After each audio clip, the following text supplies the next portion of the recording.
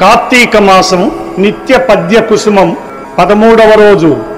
రచన సహజ కవి డాక్టర్ అయినాల మల్లేశ్వరరావు తెనాలి.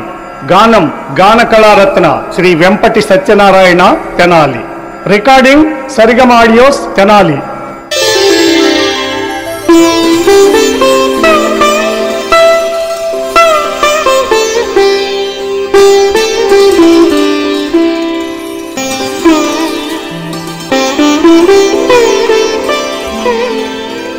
ఉసిరి చెట్టున్న వనమున ఒక్క పూట బంధుమిత్రులందరూ కూడి పావనముగా సాత్వికాహారము తినంగ సంతసముగా పూజ్య కార్తీక మాసము పుణ్యమసగు.